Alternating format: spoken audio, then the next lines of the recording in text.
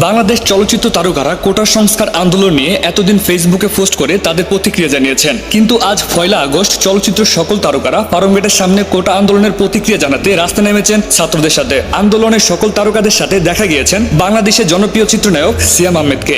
সিয়াম আহমেদকে প্রশ্ন করা হলে সিয়াম আহমেদ বলেন, আমার পক্ষ থেকে তো আলাদা কোনো কিছু বলার না, পুরো দেশের মানুষই একই কথা বলছে এবং দেশের মানুষ যখন সবাই একসাথে কোনো ন্যায্য দাবি রাখে তখন সেটা একটু হলেও মাথায় আনা দরকার যে সেটা ফেলে দেওয়ার মতো না। তো আমরা আমাদের যে ভাইরা যে বোনগুলো মারা যাচ্ছে, যে ভাইটা মারা গেল, দেখেন যদি আপনি সুস্থ স্বাভাবিক মানুষ হন, আমরা রাত্রেবেলা ঘুমাতে পারবেন না।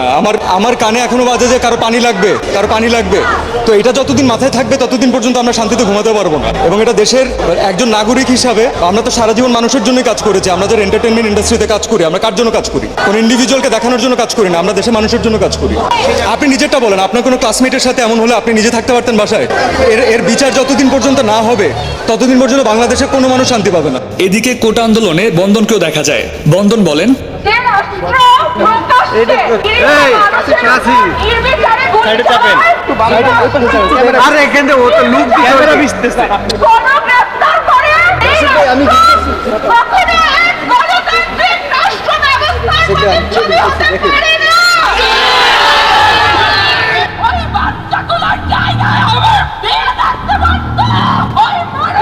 ভাই চেপেন না, চেপেন না।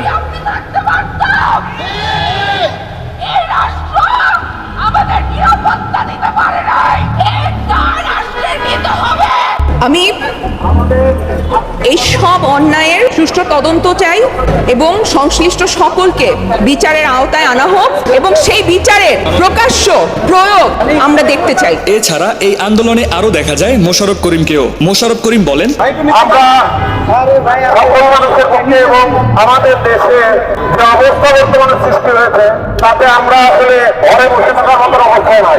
আমরা রাষ্ট্র দেখতে চাই না, আমরা সকল নির্যাতন, গোলাগুলি, হত্যা, রক্ত এগুলো দেখতে চাই না, এগুলোর বাইরে আমরা থাকতে চাই। তো ভিউয়ার্স, এই বিষয় নিয়ে আপনার কি মতামত কমেন্ট করে জানিয়ে দিবেন। এছাড়া এই ভিডিওটি যদি ভালো লাগে তাহলে আমাদের এই ভিডিওতে একটি লাইক করে আমাদের চ্যানেলটিকে সাবস্ক্রাইব করে আমাদের পাশেই থাকুন। ধন্যবাদ সবাইকে।